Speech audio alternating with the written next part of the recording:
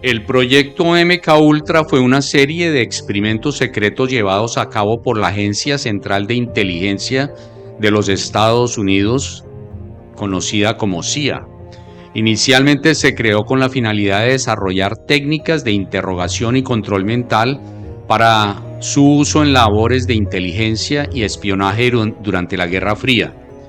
Bienvenidos a Historia Enigmática Revelada. En este video te contaremos su origen, sus objetivos, los métodos utilizados, las drogas involucradas, las consecuencias para los pacientes víctimas de este oscuro programa y cómo finalmente fue expuesto y clausurado. No te olvides de inscribirte en el canal para que continúes recibiendo nuestros contenidos. Antecedentes. La CIA nació en 1947. En teoría, su trabajo era prevenir amenazas. En la práctica, acabó obsesionada con el control mental. Entre 1950 y 1953, la agencia lanzó una serie de proyectos secretos con un objetivo inquietante: aprender a influir en la mente humana. Los más importantes fueron Proyecto Bluebeard y Project Artichoke, considerados los antecedentes directos de MKUltra. El control mental también se metió en los libros y en películas. Por ejemplo, en 1984 George Orwell imaginó un mundo donde incluso tus pensamientos podían ser vigilados. En los interrogatorios se emplearon compuestos químicos como escopolamina y pentonal sódico, conocido por sus efectos sedantes y por facilitar la pérdida de inhibiciones. Aunque en la práctica sus resultados eran poco fiables, muchos de los participantes no sabían que estaban siendo usados como conejillos de indias. Algunos eran presos, pacientes psiquiátricos o personas sin hogar. Otros eran estudiantes universitarios reclutados con promesas de dinero rápido, sin que se les informara de que la CIA estaba detrás de los experimentos. Para forzar confesiones o descubrir planes secretos, fue bajo ese contexto que en 1953 inició la creación del proyecto MKUltra, un programa cubierto por la investigación del control mental y modificación del comportamiento humano. Las investigaciones se iniciaron bajo el mando de Allen Dulles, el entonces director de la agencia, quien dio luz verde al desarrollo de nuevos métodos de interrogación y tortura. El gobierno de Estados Unidos designó $25 millones para experimentos psiquiátricos en seres humanos y asignó al químico Sidney Gottlieb como primer jefe de operaciones. Los experimentos se llevaron a cabo en prisioneros voluntarios y personas que en su mayoría nunca fueron informadas de los fines reales de las pruebas y experimentos a los que eran sometidos. La agencia utilizó más de 80 instituciones gubernamentales como hospitales y universidades de diferentes países, como Estados Unidos, Reino Unido y Canadá, como fachada para la realización de este proyecto. Para lograr sus objetivos, el proyecto MKUltra puso en práctica técnicas de manipulación como hipnosis, privación sensorial, aislamiento, electrochoques, drogas alucinógenas que inducían a los sujetos a un estado vegetal. Los experimentos se llevaron a cabo en instituciones médicas, hospitales y universidades, frecuentemente sin el conocimiento ni el consentimiento de los sujetos de uso de sustancias de diferente tipo. Gottlieb estaba convencido de que el LSD podía utilizarse para manipular a las personas, hacer que los espías capturados confesaran secretos e incluso reescribir sus personalidades. El LSD se hizo popular en la década de 1960 como parte de la contracultura y movimiento hippie. Debido a sus efectos intensos y su potencial para inducir experiencias ultrasensoriales, como parte de los diversos experimentos que llevó a cabo el proyecto MKUltra, se encontraba la operación Midnight Climax. El proyecto consistía en una red de casas de seguridad de la CIA en San Francisco, Maine y Nueva York. Se estableció con el fin de estudiar los efectos del LSD en personas sin previo consentimiento. Prostitutas en la nómina de la CIA fueron instruidas para atraer a los clientes nuevamente a las casas de seguridad donde se les aplicaba amplia gama de sustancias, incluyendo LSD introducidas disimuladamente en sus copas, y estos fueron monitoreados, filmando todo lo que sucedía detrás de los cristales unidireccionales o falsos de espejos. Varias técnicas operativas importantes se desarrollaron en este teatro, que incluye una amplia investigación sobre el chantaje sexual, la tecnología de vigilancia y el posible uso de drogas que alteran la mente en la operación de campo, con el objeto que algún día pudieran servir para extraer información secreta a funcionarios extranjeros. Especula que el Hospital Psiquiátrico Allen Memorial Institute de Montreal formó parte del programa MK Ultra a través de tratamientos esquizofrénicos. En dichos tratamientos trataban de desmoldar a los internos borrando sus recuerdos.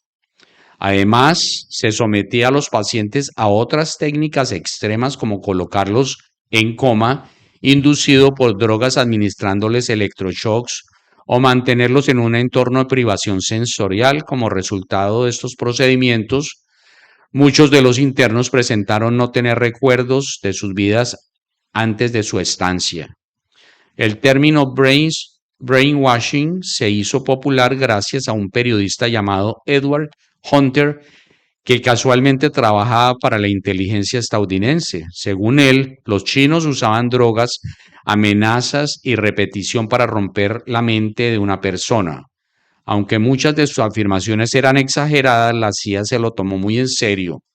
El miedo no era solo que China o la Unión Soviética pudieran manipular mentalmente a alguien, sino que Estados Unidos no supiera cómo responder a defenderse de eso.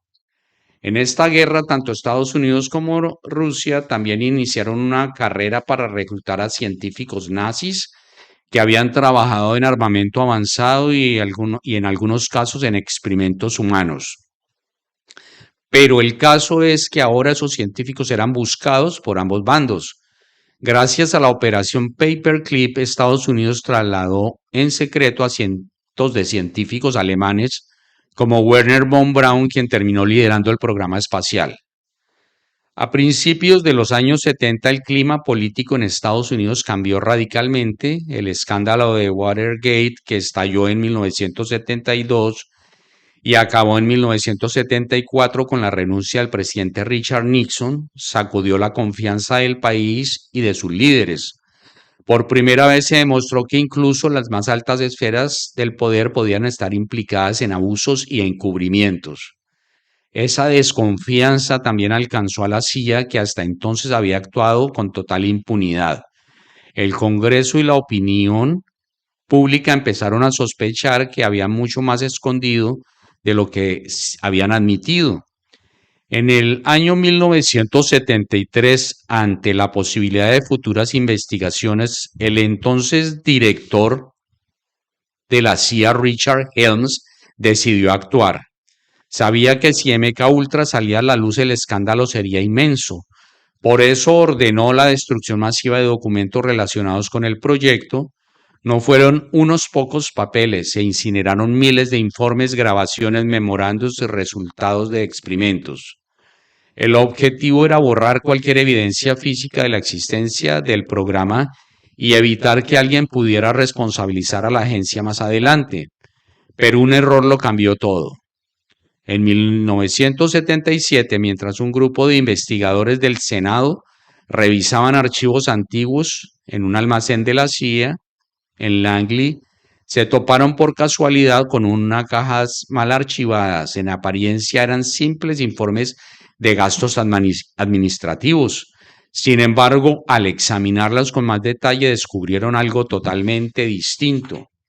Dentro habían cerca de 20.000 documentos relacionados con MK Ultra, órdenes de experimentación, contratos con universidades, compras de drogas psicodélicas y descripciones de pruebas que se creían destruidas. Este hallazgo fortuito fue clave para demostrar que MK Ultra había sido real. Gracias a ese error, el programa no desapareció del todo y por primera vez se pudo probar con documentos oficiales que no era una teoría conspirativa.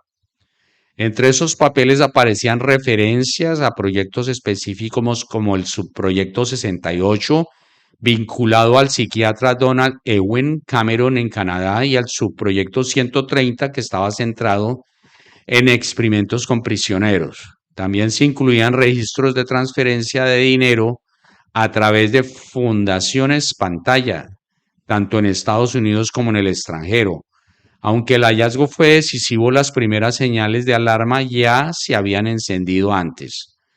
En 1974, el periodista Seymour Hersh, famoso por destapar la masacre de My Lai en Vietnam, publicó un artículo explosivo en el New York Times. Afirmaba que la CIA estaba llevando a cabo operaciones ilegales de vigilancia y manipulación dentro de Estados Unidos en violación directa a sus propios estatutos.